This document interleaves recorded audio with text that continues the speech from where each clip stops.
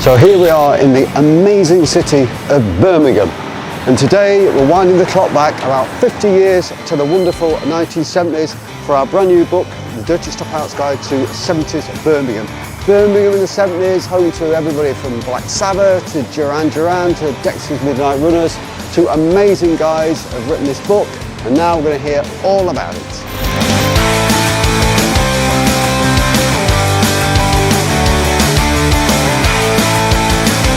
I'm Roy G. Hemmings. Back in the day, we had a band in Birmingham called Roy G. Hemmings, or Roy G. and the Stax Explosion. It's way back then. However, moving forward, we started back in about '76 when the disco thing was just about sort of getting off the ground in the States. We had a band called the JLN Band, which was a part of the Stax Explosion, becomes the JLN Band. Picked up by Magnet Record. At the time, Pete Waterman was the guy who came down and says, "Oh, we need a disco band, we need you guys there." And he knew about me from the days with the Stax Explosion. So I kind of formed a band around me. And then the rest is kind of history with that, because we was one of the first disco dance band that actually had a record in the charts here with disco music. I like it. And we toured, and we made 3 albums. Life is a Fight was one of the bigger ones. And yeah, the rest of it is just kind of struggled on. So. Remember any of the names of these venues on here? You should get better lighting. Yeah, all of these. Opposite Lockage is just down the bottom there. Yeah, all these places. Yeah, all the corner. Wow. Good grief. Have you missed any? Rum Runner again is just down the bottom here. Well, say Jim and Ron who put them together, you know, they've done a fantastic Barrel Organ. I mean, all these places here, you get soul bands, rock bands. It was not like, oh, this is a rock venue or that's a soul venue. It was like, it's all mixed into one. And there was various bands, you know, and the guys was just the camaraderie about the bands. Everybody was like, literally friends, you know. There are some of the biggest bands that comes out of Birmingham. And these are the guys that used to be in all these same places. I'm lucky enough to be sat here with Jim and Ron Simpson, have written the wonderful Dirty Stop-Outs Guide to 1970s Birmingham. And there's probably no 2 people more qualified to be writing about 70s Birmingham. I don't know if you ever start by telling me, you know, about your life as you came into the 70s in Birmingham, what you were both kind of doing, what was keeping you out of trouble at that point? Came out of the 1960s on a bit of a high. We had a hit with a song called Rudy's in Love by the Locomotive, the first ska hit record in this country, and entered the 70s having just signed Black Sabbath, which didn't last long, but by the end of 1971 I'd lost Black Sabbath.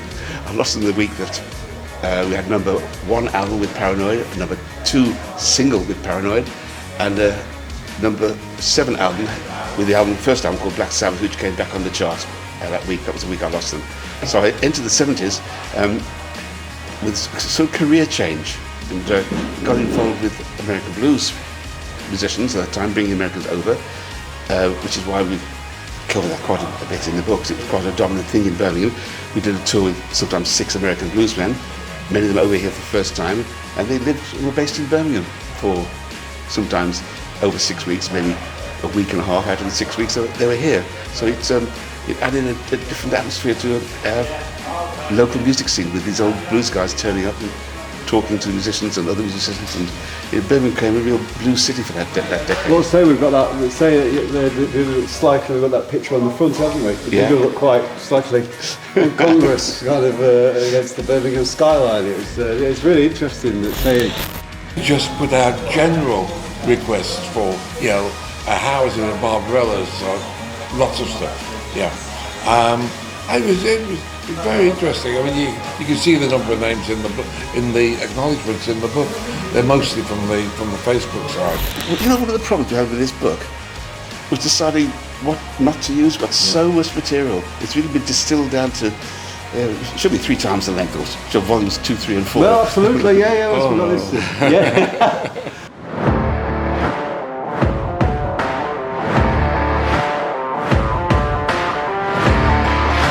Well, I was running a blues club called Henry's Blueshouse every Tuesday. We declared that in Birmingham, Tuesdays was blues days, and we were booking emerging top British bands and Americans as well. One of the Tuesdays, two of our members came up to me and said, "We've got a band, they're called Earth. Can we play the intermission spot?" I said, "Sure, of course you can," because they were good kids. I saw them every week. And they came, they played, they were very successul. People liked them, so we booked them back again, and in no time they were headlining, and they became a major attraction there. One time they came up to me and said, would you like to manage us? I said, well, I thought I already was. So we put it on paper, and then I became the manager. And I said, I want to change the name. I hate the name Earth. It's such a soft name. There's no impact there.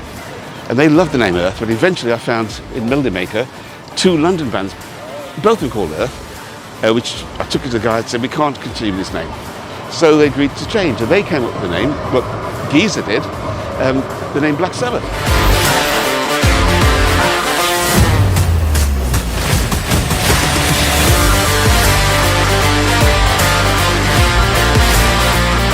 Well, historically, of course, it was a factories. Almost all of these buildings around here were factories, brass foundries and the like, which is why Birmingham got its reputation as the workshop of the world, the factories that were around here. But come the 1970s, thriving off what had been a huge boom in local music in the 60s, it became the Rum Runner, a really, really famous nightclub and a live music venue.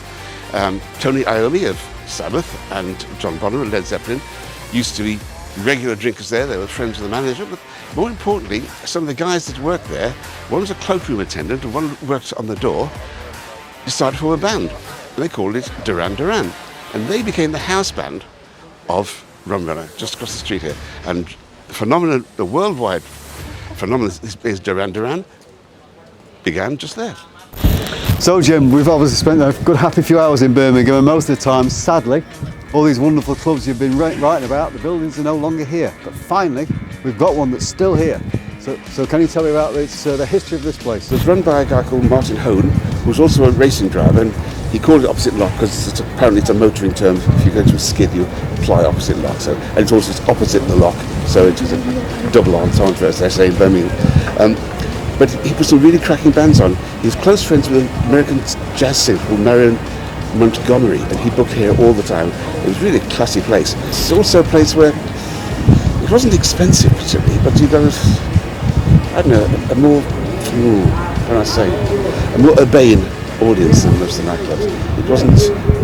There was no disco music, there wasn't much dancing going on. Music was for listening to. I think that's what strikes me about, say, everything that you and your brother have put in the book. Just the sheer variety of venue and gig. There was just so much. What kind of clientele then would have the opposite lock generally attract? Well, the lowest level was somebody like me. It's not people out there just to shake their tail and have a dance. It's people who listened and I made lots of friends there. In fact, my first wife met her second husband there. Oh, perfect. So I suppose, generally clubs with restaurants were not a particularly, unless it was more the cabaret scene, which it didn't really sound as though the opposite lot was different again. Exactly. During the 70s we did have a big cabaret scene, but not here. The place called the Night Out. It had 1,500 people, and you had to eat there as well. But I saw people like Millie Jackson, legendary Millie Jackson, Fat Larry, remember Fat Larry's band? I saw them too. I mean, beyond my normal budget, but when Fat Larry was there for a week, that was terrific. And Millie Jackson, something else. Will?